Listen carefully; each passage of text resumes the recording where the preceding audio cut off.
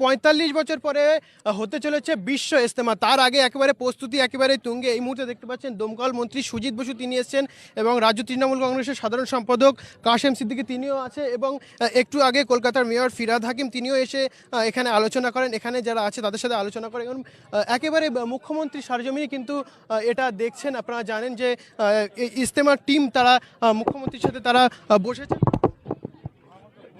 দেখতে পাচ্ছেন একেবারে প্রস্তুতি খতিয়ে দেখছে। এখানে প্রচুর মানুষের সমাগম ঘটেছে। সেই চিত্র সরাসরি এসএসটিভি লাইভ সম্প্রচার আপনাদের সামনে তুলে ধরছি। আপনারা প্রতিনিয়ত প্রতি মুহূর্তের আপডেট পেতে অবশ্যই ফলো রাখুন এসএসটিভি পাবলিক। দমকল মন্ত্রী তিনি এসেছিলেন, এসে এখানে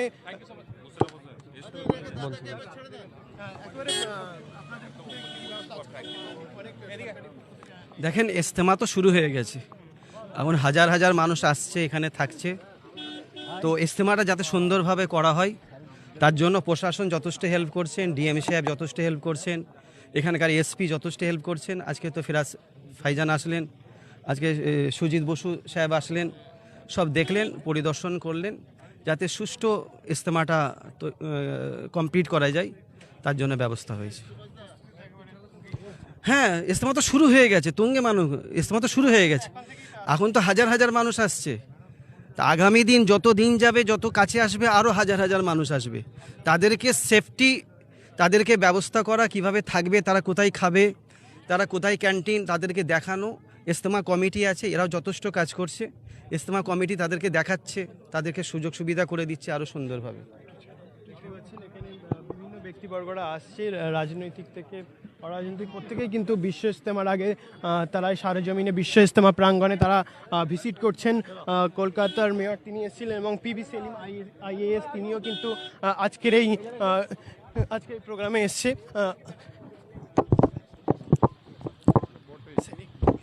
hello hello IPS PB Selim তিনিও আজকে, আইএএস তিনিও আজকে কিন্তু এসছে। অনেকেই তো আছে, আপনারা আমরা এই প্রস্তুতি দেখতে আসলাম। এখানে আমাদের ইজতেমা কমিটি খুব সুন্দর ব্যবস্থাপনা নিয়েছে। মাননীয় মুখ্যমন্ত্রীর নির্দেশে আমাদের পীরজাদা কাশেম সিদ্দিকী সাহেব, আমাদের সংখ্যালঘু দপ্তরের প্রধান সচিব পিবি সেলিম সাহেব সহ, মাননীয় মন্ত্রী ফিরহাদ হাকিম সাহেব সহ বিভিন্ন সেক্টরের গুণীজনরা এসছে, খুব ভালো লাগছে।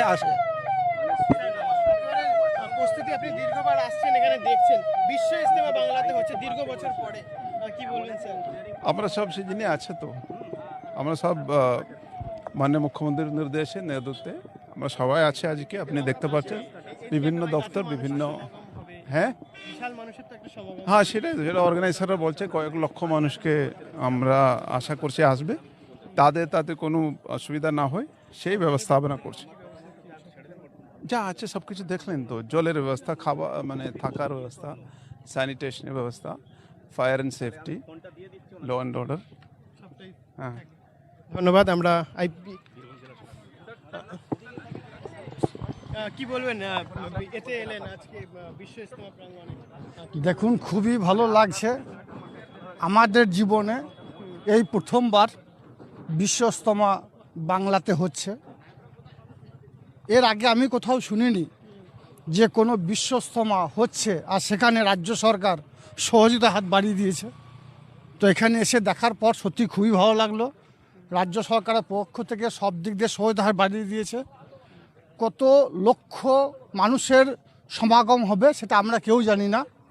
স্বভাবতই প্রস্তুতি তুঙ্গে।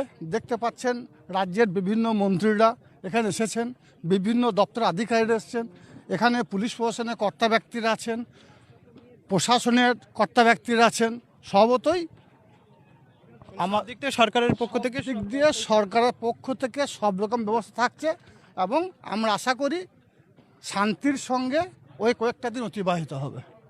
আপনাদেরকে বলবো যে আমরা যতটুকু জানতে পেরেছি বিশ্ব ইজতেমা যেটা হচ্ছে একেবারে 7,000 বিঘা জায়গা জুড়েই কিন্তু বিশ্ব ইজতেমা হচ্ছে।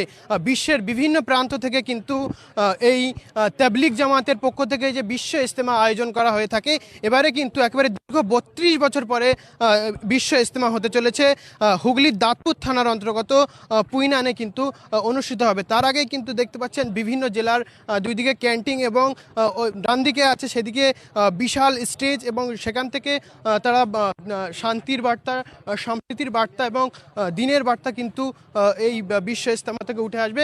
আগামী 2, 3 এবং 4 এবং 5 তারিখ সকালে কিন্তু শেষ হবে বিশ্ব ইজতেমা। প্রতি মুহূর্তের আপডেট আপনাদের সামনে আমরা তুলে ধরবো এসএসটিভিতে। সকলে এসএসটিভির সঙ্গে থাকবেন। এখানে ধনিয়াখালী বিধানসভার বিধায়িকা অসীমা পাত্র, তিনিও সরেজমিনে তিনি এখানে আসছে।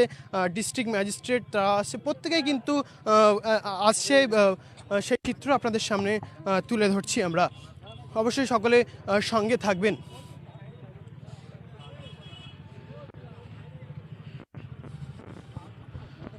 দেখতে পাচ্ছেন আপনাদের সামনে আমি মেহেদি হাসান, এসএসটিভি সামনে প্রচার।